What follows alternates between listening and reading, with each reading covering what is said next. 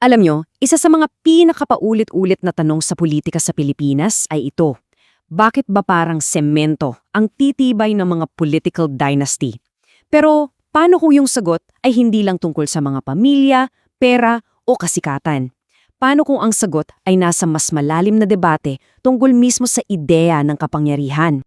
Dito tayo magsisimula sa dalawang malaking tanong. Ang problema ba ay nasa estruktura ng gobyerno natin? O baka naman, nasa mismong kalikasan natin bilang tao? Kasi kung paano natin sasagutin yan, doon din nakasalalay kung anong klaseng solusyon ang hahanapin natin. Okay, so pag-usapan natin itong dalawang pananaw sa kapangyarihan. Kasi sa likod ng bawat politikong debate, bawat plataporma, at bawat pangako, may dalawang magkasalungat na worldview na laging nagbabanggaan. Okay, tingnan natin sila side by side. Sa isang banda, andyan yung pananaw na ang power ay isang tool o kasangkapan. Medyo optimistic to sa human nature. Ang paniniwala, basta nasa tamang kamay, magagamit yan para sa kabutihan. Sa kabilang dako naman, andyan yung pananaw na ang power ay isang panganib. Ito mas skeptical. Ang tingin sa tao ay may pagkukulang, kaya ang goal, kailangang limitahan ang kapangyarihan para maiwasan ang pang-aabuso. Sige, himayin natin yung unang pananaw, ang kapangyarihan bilang isang gamit.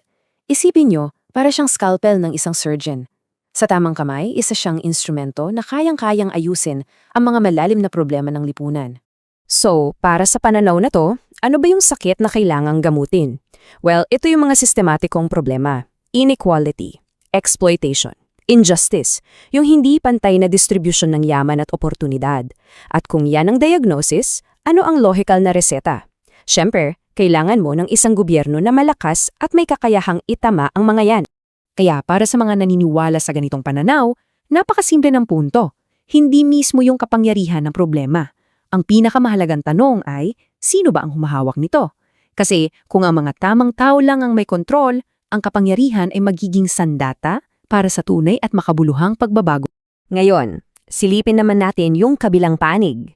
Kung yung una ay scalpel, ito naman, tinitingnan ng kapangyarihan na parang wildfire. Isang bagay na kailangang bantayan, kontrolin, at limitahan. Kasi kapag yan ay kumalat ng walang preno, delikado. Lahat pwedeng masunog. Ang pundasyon ng pananaw na to ay ang ideya na ang kalikasan ng tao ay may kakulangan o fallen. Ibig sabihin, laki nating kasama yung tukso ng ambisyon, ng takot at ng pansariling interes. Kahit yung taong may pinakamagandang intensyon, pwede pa ring malihis ng landas kapag nahawakan na ang kapangyarihan. Kaya naman, kung sa unang view ang tanong ay paano palalakasin ng gobyerno, dito baliktad. Ang pangunahing tanong ay paano natin pipigilan at nililimitahan ng kapangyarihan. Ang goal dito ay magdisenyo ng mga sistema tulad ng checks and balances na kayang i-contain ang kahit sinong magtatangkang umabuso. Okay, so may dalawa tayong worldview. Ngayon, ilapat natin yan sa totoong buhay dito sa Pilipinas. Anong nangyayari kapag nagbanggaan ng dalawang pananaw na to sa konteksto ng ating kasaysayan at politika? Dito na nagiging, komplikado. At ito yung pinaka-critical na tanong. Anong nangyayari kapag sinubukan mong gamitin yung kapangyarihan bilang isang tool para sa reforma sa isang bansa na sabihin na nating mahina ang mga institutions at malalim na ang ugat ng mga pamilyang pampulitika? Well, base sa kasaysayan natin, may isang cycle na paulit-ulit na nangyayari. Ganito yan.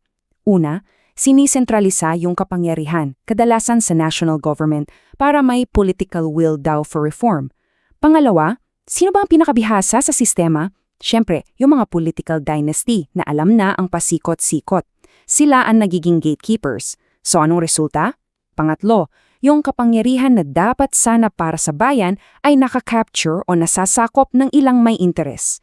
At sa huli, ang pinaka-ironic sa lahat, yung mismong sistema na binuo para sa pagbabago, yun pa ang nagiging instrumento para lalong palakasin ng mga dinastiya. Ang sakit, di ba? At dito natin mas maiintindihan yung mga panukala tulad ng federalismo. Kung titingnan mo yan mula sa power as a danger na pananaw, hindi yan yung magic bullet na solusyon sa lahat. Isa siyang practical na estratehiya. Ang goal, damage control. Limitahan kung hanggang saan lang aabot ang kapangyarihan ng iisang pamilya o politiko. So, pagkatapos ng lahat ng yan, ang usapan ay bumabalik sa'yo. Bilang isang mamamayan, bilang isang botante, Nasa iyo ang pagpapasya. Kasi itong dalawang pananaw na ito, nagbubunga yan ng magkaibang klase ng politika. Yung power as a tool, yan yung naghahanap ng mga charismatic leader, ng mga malawakang national movement, ng mabilis at malaking pagbabago. Yung power as a danger naman, mas nakafocus yan sa stewardship, sa local responsibility, at sa mabagal pero siguradong pagpapatibay ng mga institusyon.